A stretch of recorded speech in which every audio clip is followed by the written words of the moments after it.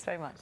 20 years ago, the black teenager Stephen Lawrence was murdered by a gang of white youths at a bus stop in southeast London. The Prime Minister has said that his death sparked monumental change in British society. We'll discuss the impact the case has had on Britain in a moment. First, though, let's remind ourselves of the long battle the Lawrence family has had for justice. It was an unprovoked attack by a racist gang at a South London bus stop that led to the death of Stephen Lawrence. 20 years later, the case is still remembered. The police were accused of being slow to investigate. Little progress was made. It took a long fight by Stephen's parents, Neville and Doreen, to get any results. Their campaign was taken up by the Daily Mail, which accused 5 named men of killing him. Those men faced anger at a public inquiry and had to be protected by the police. The inquiry labelled the Metropolitan Police institutionally racist. Finally, last year, 2 men, Gary Dobson and David Norris, were found guilty of Stephen's murder. The police say their investigation into what happened on that night in Eltham 20 years ago is still live and that all avenues remain open. Andy Moore, BBC News.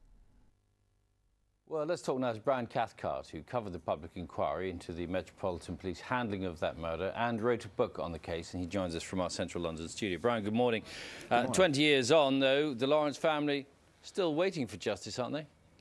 They are. It's an incomplete picture. We know that there were probably 5 attackers and there are 2 men in jail.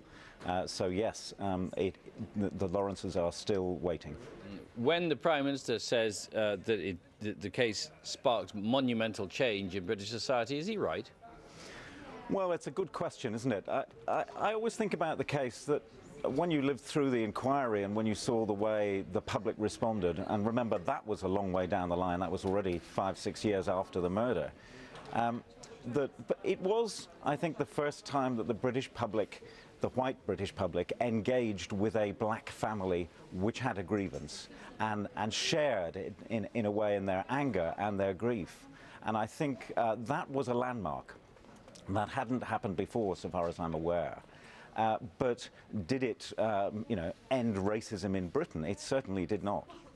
And the Black Police Association saying today that the Metropolitan Police still use disproportionate use of stop and search powers against the black community. So how much has really changed? Well, in fact, if you look at those figures, I mean, it is desperately depressing. They are actually worse than they were when they were discussed in front of the Lawrence inquiry in 1998-99. I mean, it's shocking to think that hasn't changed, that the way in which police on the street interact with young black people and young Asian people has not changed really for the better. But at the same time, I think that one of the things that happened was that this idea of institutional racism, this idea that institutions themselves can, by failing to think about these issues, can fail parts of the British public in important ways. I think that idea took root, and I do think that more organisations, more institutions, from schools right up to government departments, think about the way they interact with the different communities in our society, rather more than they did at the time that the Lawrence inquiry happened. But when you look at the outcome of the case in terms of justice and the fact that only 2 men have actually gone to prison for their involvement, when you look at what the Black Police Officers Association is saying, there's still an awful lot left to be done, isn't there, in this regard?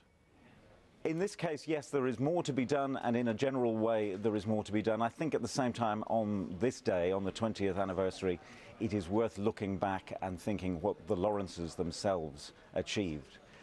Who would have given them any hope up against the entire system, the entire establishment?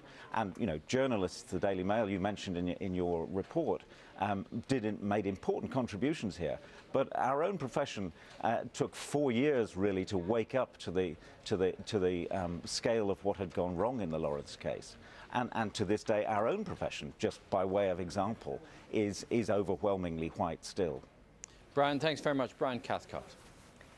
You are watching Breakfast on BBC News. Let's catch up with the weather. Carol has it this morning. I think